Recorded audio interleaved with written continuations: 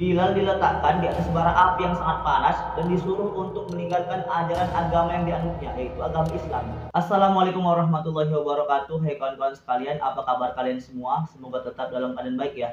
Nah, oke kawan-kawan, pada kesempatan ini kita akan membahas sebuah kisah yang sangat menyedihkan, kisah yang sangat memprihatinkan, karena kita akan membahas kisah Bilal bin Rabah. Yang mana Bilal bin Rabah ini adalah seorang budak atau hamba sahaya berkulit hitam, sekaligus muadzin pertama yang ditunjuk oleh Rasulullah SAW untuk mengumandangkan azan. Nah, bagi kawan-kawan sekalian yang penasaran bagaimana kisah tentang Bilal bin Rabah, simak terus video ini ya.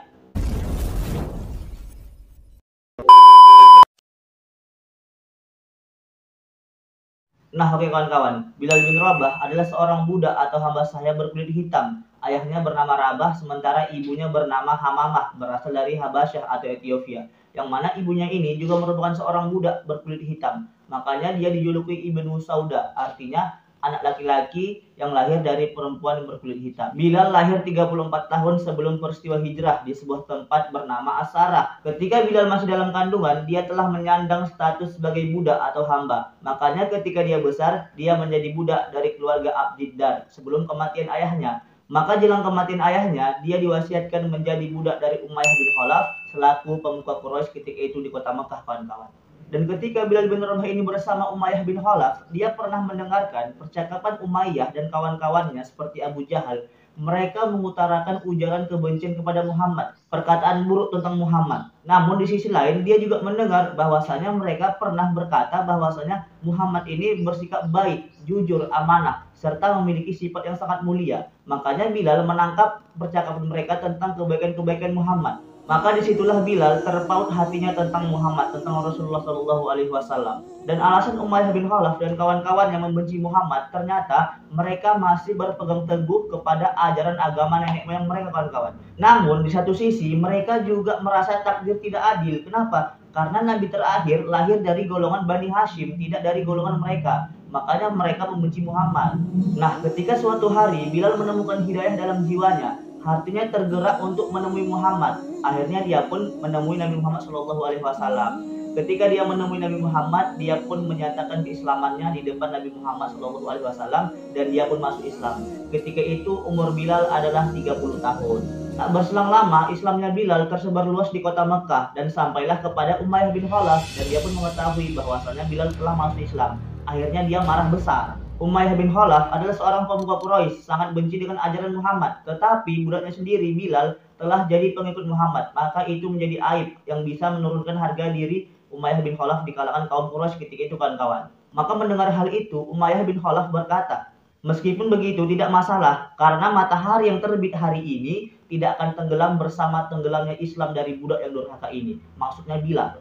Maka Umayyah bin Khalaf pun menyiksa Bilal bin Rabah dengan siksaan yang sangat kejam, yang sangat keji. Bilal diletakkan di atas bara api yang sangat panas dan disuruh untuk meninggalkan ajaran agama yang dianutnya, yaitu agama Islam. Dan Bilal menolak, kawan-kawan.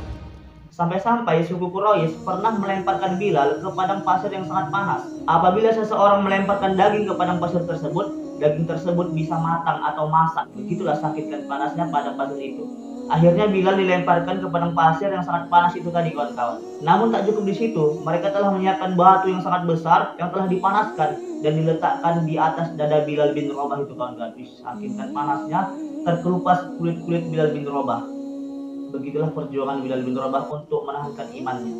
Dan mereka berkata kepada Bilal, ucapkanlah kata-kata yang baik terhadap Tuhan kami.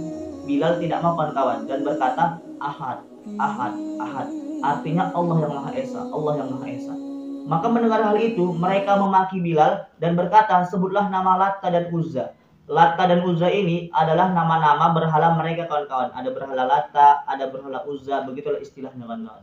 Maka Bilal menolak, dia tak mau mengucapkan itu. Akhirnya penyiksaan Bilal tak cukup sampai di situ, kawan-kawan. Mereka mengikat leher Bilal bin Rabah dengan tali dan menyeret-nyeret Bilal dari bukit satu ke bukit satu, dari bukit satu ke bukit satu. Seraya Bilal mengucapkan, Ahad, Ahad, Ahad, artinya Allah yang Maha Esa. Dan penyiksaan Bilal pun dilakukan setiap hari, sampai mereka kasihan terhadap Bilal. Mereka berkata kepada Bilal, ucapkanlah kata-kata yang baik terhadap Tuhan kami, supaya kami melepaskanmu. Kenapa? Karena kami menyiksamu seakan-akan kami juga tersiksa. Dan Bilal pun mengucapkan dengan keteguhan hatinya, lidahku tidak bisa mengucapkan itu, kata Bilal. Dan dia pun berkata, Ahad, Ahad, Ahad. Dan alasan Bilal kenapa dia mengucapkan kalimat ahad, ahad, ahad, ternyata kalimat itu adalah kalimat yang sangat dibenci oleh orang kafir Quraisy, kawan-kawan.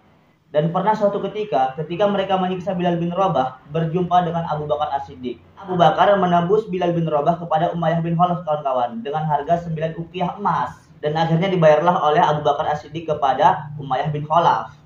Seandainya engkau, wahai Abu Bakar, menembus Bilal dengan harga 1 uqiyah emas pun akan aku terima. Karena Umayyah bin Khalaf berpikir bahwasanya menjual Bilal lebih menguntungkan daripada menyiksanya setiap hari, kawan-kawan. Akhirnya Abu Bakar pun menembus Bilal kepada Umayyah bin Khalaf, dan ketika itu Abu Bakar langsung memerdekakan Bilal bin Rabah, kawan. Maka oleh karena peristiwa inilah Umar bin Khattab mengatakan bahwasanya Abu Bakar telah membebaskan tuan kita. Yang dimaksud adalah Bilal bin Rabah. Kenapa Umar bin Khattab mengucapkan seperti itu? Karena Bilal bin Rabah mampu menjaga imannya di tengah penderitaan yang sangat kejam, yang sangat keji. Dan akhirnya Bilal bin Rabah pun hidup bersama para sahabat seperti Abu Bakar, Umar, dan Rasulullah di Madinah, kawan-kawan. Dan ketika pembangunan Masjid Nabawi telah selesai, Rasulullah dan para sahabat berkumpul dan bermusyawarah siapa yang layak mengumandangkan azan.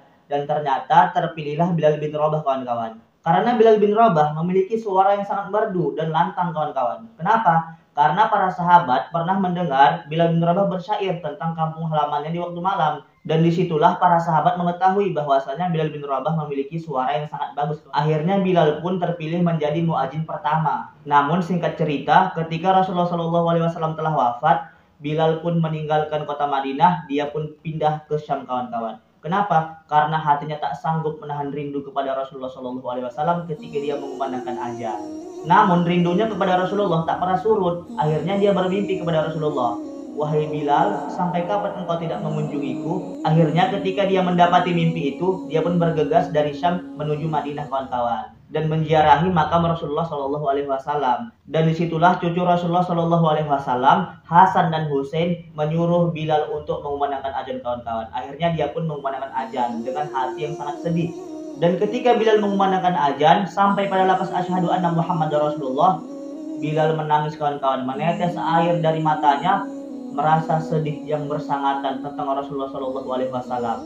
Dan ketika itu diikuti oleh penduduk Madinah. Dan penduduk Madinah pun teringat akan Rasulullah SAW karena mendengar azan Bilal bin Rabah. Mungkin cukup sekian video kita pada kesempatan kali ini, kawan-kawan. Bagi kalian semua yang suka dengan cerita ini, jangan lupa like, subscribe, dan beri pendapat kawan-kawan sekalian melalui kolom komentar. Cukup sekian. Assalamualaikum warahmatullahi wabarakatuh.